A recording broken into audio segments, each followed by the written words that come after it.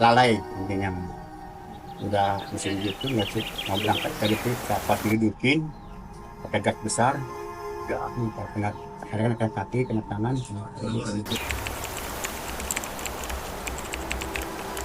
Itu mau obat laut aja semut semua kadang-kadang pakai gula gula putih ya, kadang-kadang ya pakai oli hitam udah itu aja.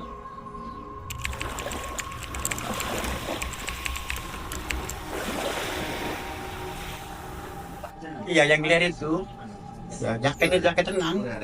Jadi kapalnya itu bukan pakai berenang, pakai tilam tidur.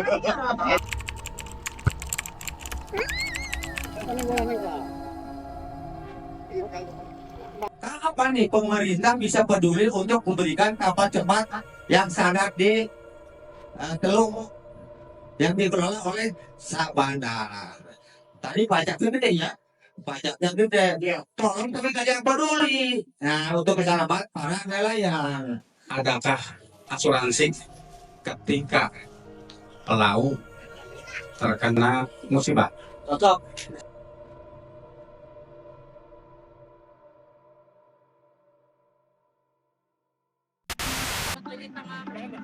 Informasi tewasnya 6 nelayan di kapal motor Sri Mariana di sekitar perairan Pulau Tempurung Merak diterima aparat Ditpolairut Polda Banten pada hari Minggu 4 Agustus.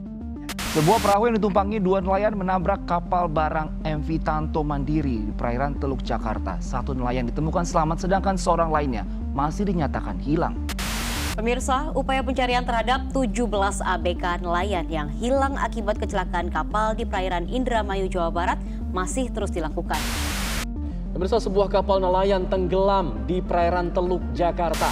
Kapal nelayan membawa 10 orang nelayan, 6 diantaranya ditemukan dalam keadaan selamat, termasuk nahkoda kapal. Selama ini nelayan tuh seakan jarang tersentuh, terutama dari segi keselamatan dan lain sebagainya, karena resiko nelayan itu sangatlah tinggi daripada di darat. Lebih tinggi daripada di laut, daripada di darat gitu, seperti itulah.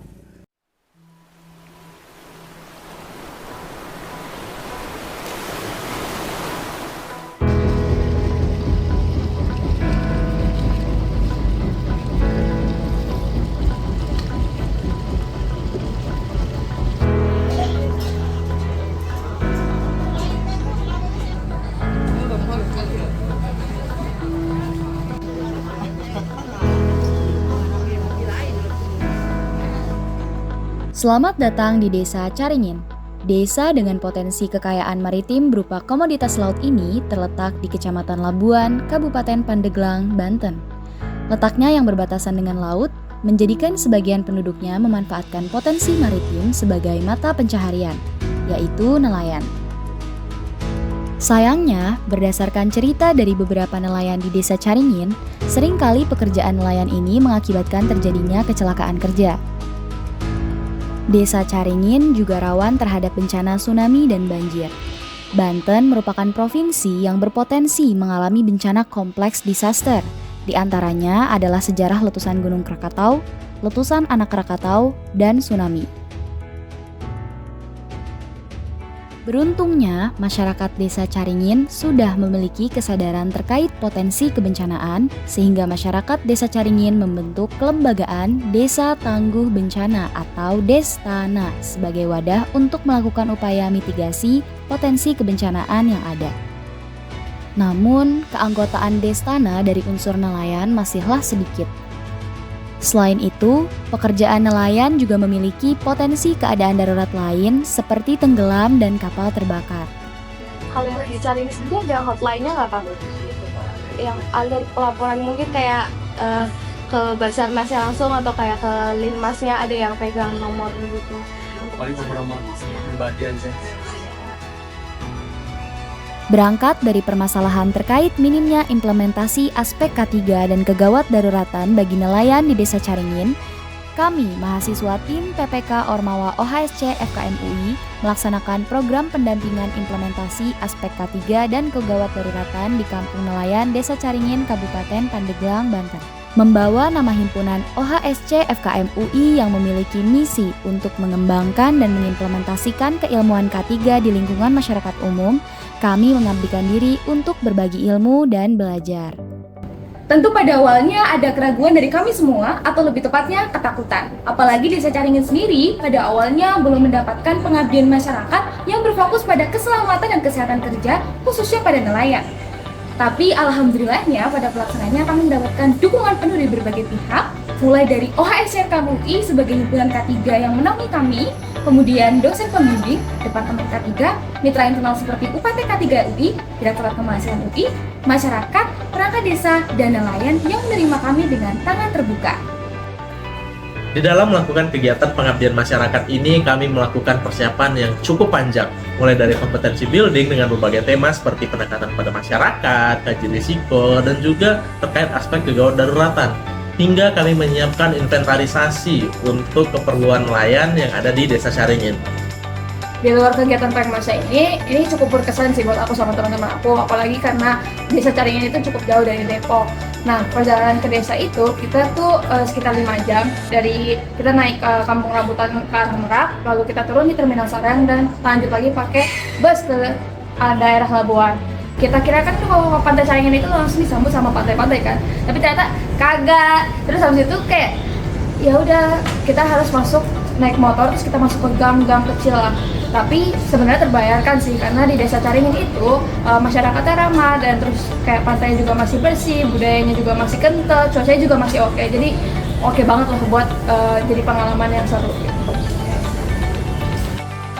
Pada awal bulan Juli, kami melakukan koordinasi dengan mitra, survei, dan juga kaji risiko. Untuk koordinasi dengan mitra, kami menemui pihak desa yang diwakilkan oleh sekretaris desa dan juga perwakilan dari Destana. Untuk koordinasi ini yang dibahas adalah terkait teknis pelaksanaan program. Pertama kali kita ke Desa Caringin itu sekitar awal bulan Juli. Pada saat itu kita melakukan survei dan kaji risiko. Nah, itu jadi momen pertama banget buat kita buat ketemu langsung sama nelayan-nelayan di sana, dan kita juga diajakin buat main langsung ke atas kapal nelayan. Warga Caringin Tangguh sekarang kami sedang melakukan survei, yaitu melihat kondisi kapal-kapal yang berada di laut. Di sini ada beberapa pantai dan beberapa macam ukuran pantai. Ukuran pantai. Perahunya juga. Oh, gitu. Berapa watt itu, Kang? Lampu berapa watt itu, Bang? Itu lampunya pakai yang berapa watt? Lampu biasa aja, buat rumah-rumah biasa aja. Ini tempat buat naruh ikan. Jadi kalau udah ambil ikan nanti ditaruh di sini, terus ditaruh di bagian bawah kapal. Terus ini sekarang kita lagi ada di deck kedua, apa ya? Kayak di lantai 2-nya kapal istilahnya. Terus di situ tadi ada tempat lampu. Jadi kalau misalnya nelayan itu ingin menangkap ikan, biasanya mereka nyalain lampu ini buat mancing ikannya. Pakai genset. Situ bagian bawah kapalnya di situ. Nah, informasi yang kita dapatkan untuk kaji risiko ini salah satunya bersumber dari wawancara langsung dengan nelayan di sana, dan juga kita melihat langsung proses persiapan mereka selama di kapal sebelum mereka berangkat untuk memancing. Biasanya kalau di kapal itu pembagian tugasnya gimana, Pak? Tugasnya kayak itu tadi tuh capon, namanya caponnya. Ini. Oh, ini. Ada ini, ini nih. Iya. Kunci kapal. Oh, iya. Yang bagian persiapan. Oh, nyait. Iya. Nyait air. Nanti itu udah habis nyengkel kan banyak airnya tuh. Iya, dibuang-buangin. Rajin ya, Pak ya? Hah? Rajin. Iya. Ada dicakan ada tugasnya. Tapi rame-rame, tapi ada tugasnya satu orang yang terus nurunin. Oh iya. Tapi kalau nariknya rame-rame. Ada yang masak ya, Pak? Hah? Ada yang masak juga? Ada. Kokinya ada. Kokinya ada. Bapak bukan kokinya? Bukan, Bapak. Bawa bagian buang jaring, Bapak. Oh, bagian buang jaring. Bagian buang jaring. Kalau udah pintar, ada buang jaring. Yang di sini ada, yang itu ada, orang berdua. Buang jaring yang pertama. Iya. Buang jaring. Terus ada yang bertugas mesin juga ya, Pak? Ada. Mekanik? Iya, mekanik. Iya, ada. Mekaniknya? Ini mekaniknya Enggak, ini bareng-bareng aja nih. Oh iya. Iya, nggak ada PKD ini, nggak ada. Nggak ada PKD-nya berhenti. Jadi dipegang rame-rame aja. Lainnya. Iya. Di PO. Kerjanya, tekongnya rame, pegang sama ini tadi itu. Mesin kan Iya. rame. Iya. Kalau mesin gitu Pak, biasanya belajarnya otodidak, maksudnya belajar sendiri ya, atau ada yang ngajarin Pak? Kalau ini kan orang-orang kan biasa belajarnya kan dari muntir-muntir itu kan, dari muntir-muntir kayak produk servis, ya ikut megang-megang dulu apa. Itu dia kan nggak sekolah, Iya. yang nggak sekolah, Iya. muntir gitu kan. Sekitar akhir Juli sampai awal Agustus kami turun lagi nih untuk melakukan intervensi. Nah, di situ kami melakukan edukasi K3 sekaligus pengisian kuesioner untuk mengetahui pengetahuan sikap dan praktik K3 dan juga kedaruratan si nelayannya. Nah, kami di situ mengunjungi dermaga hingga door to door ke rumah para nelayannya dibantu oleh staf desa dan juga RT setempat. Itu adalah sebuah alat yang membantu kita untuk terhindar nih dari terkenanya bahaya dari risiko, misalnya kayak kita pakai helm di konstruksi supaya nggak kena batu di atasnya, atau nelayan pakai pelampung supaya tidak tenggelam dan segala macamnya gitu. Nah, kira-kira kalau misalnya alat pelindung ada di nelayan tuh apa aja ya Pak? Seperti ban ya, Bambu. Kalau bambu itu buat apa Pak? buat ini berenang.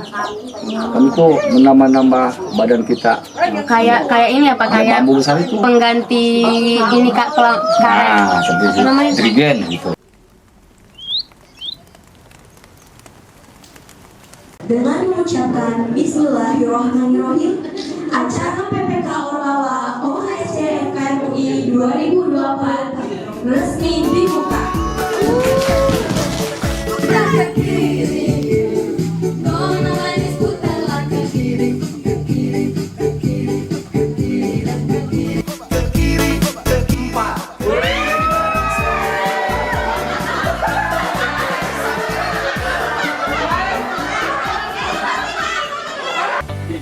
Sebenarnya kami tidak memiliki ekspektasi yang terlalu tinggi ketika pelaksanaan Grand Opening, karena ketika kami melaksanakan kegiatan Grand Opening bertepatan dengan jadwal nelayan untuk melaut, sehingga nelayan yang dapat datang ke acara kami itu bisa dikatakan cukup sedikit.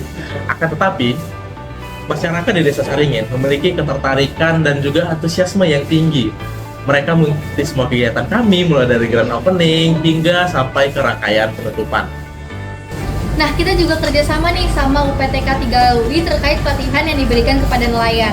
Kita juga pelatihannya dalam bentuk materi dan juga dalam bentuk praktik. Untuk materinya sendiri ada tentang K3 dasar, kebencanaan, lalu ada P3K, dan juga tentang lifting dan moving, serta fiksasi dan imobilisasi. Lalu untuk praktiknya kita menggunakan alat peraga, seperti contohnya pada saat CPR kita menggunakan manekin, dan juga tentang P3K, itu kita menggunakan kotak P3K yang nantinya akan diberikan kepada nelayan. Desa Caringin merupakan sebuah desa yang terletak di pesisir Provinsi Banten. Terdapat beberapa potensi bencana alam seperti tsunami dan juga gempa bumi. Akan tetapi, ketika kami berada di desa tersebut, kami menemukan bahwa masih sedikit papan-papan serta rambu terkait jalur evakuasi. Oleh karena itu, kami bersama K3 LUI dan juga masyarakat sekitar memasang beberapa rambu evakuasi. Rambu evakuasi yang kami pasang terdapat di beberapa titik. Yang pertama ada di lapangan Sukarela dan yang kedua ada di Masjid As-Salafi. Dan yang terakhir adalah pemasangan rambu keselamatan yang berada di Dermaga Probo tempat nelayan melaksanakan kegiatannya. Pada kegiatan Focus Group Discussion, kami mengundang stakeholder desa, diantaranya adalah camat, kemudian kepala desa dan para stakeholder, RT RW setempat, Karang Taruna, kader, dan tentunya perwakilan nelayan di Desa Caringin. Terdapat dua hal yang kami bahas, yaitu terkait inventarisasi barang dan juga pembentukan kelembagaan nelayan. Sebelumnya, di Desa Caringin sudah ada lembaga yang mengurus hal-hal yang terkait kebencanaan, yaitu bernama Desa Tangguh Bencana atau Destana. Akan tetapi, untuk lembaga yang khusus terhadap keselamatan nelayan itu belum ada. Terkait inventarisasi, rencananya barang-barang akan dikelola oleh Destana sebagai wadah dari kelembagaan yang akan kami bentuk. Setelah melakukan kegiatan pelatihan dan juga fokus group discussion dan membentuk kelembagaan nelayan, kami akan melakukan monitoring dan evaluasi. Monitoring dan evaluasi ini kita lakukan dengan tujuan untuk menilai apakah program yang sudah kita lakukan ini efektif atau tidak dilaksanakan. Kemudian yang kedua adalah untuk bisa memetakan sekiranya program apa yang akan dilakukan berikutnya. Setelah program ini berlangsung, kami juga akan melakukan audiensi bersama stakeholder dan juga pemangku kepentingan. Hal ini bertujuan untuk bisa memastikan dan juga melanjutkan program yang sudah dilakukan sebelumnya. Pertama ya saya ucapkan terima kasih ya masyarakat saya bisa tahu tentunya berkaitan dengan kegiatan yang dilaksanakan oleh tim dari UI. Harapan kedepannya tidak putus saja sampai di sini, terus juga bisa terus berinteraksi kaitan mungkin sekalipun mungkin ada program dari sana bisa kami mohon dibantu gitu. Oke, harapannya tentu saya ingin program ini bermanfaat ya. Bermanfaat tentu bukan buat masyarakat sini aja, tapi bermanfaat juga bagi mahasiswa ya, karena mahasiswa kan belajar banyak hal saya rasa. Jadi mahasiswa jadi lebih mengenal masyarakat, kemudian tahu bagaimana caranya berinteraksi dengan masyarakat yang berbeda gitu ya. Kemudian ini K3 ya programnya gitu ya. Tentu saya harap ini bermanfaat. Jadi tidak hanya selesai sampai di sini. Saya harap ini nanti juga bermanfaat bagi masyarakat. Mereka bisa lanjut dan mungkin tahun depan juga bisa ada kegiatan yang sama, tapi mungkin ada perbaikan-perbaikan. Dengan dilaksanakannya program PPK Ormawa OHSC FKM UI, kami berharap program ini dapat memberikan manfaat kepada masyarakat di Desa Caringin, khususnya nelayan dalam meningkatkan kesadaran dan pemahaman aspek keselamatan dan kesehatan kerja, sehingga nantinya nelayan dapat bekerja dengan produktif. Kami juga berharap program ini dapat menjadi awal mula terbentuknya budaya keselamatan yang kuat pada nelayan di Desa Caringin, sesuai dengan slogan kami, PPK Ormawa OHSC FKM UI 2024, Caringin tangguh.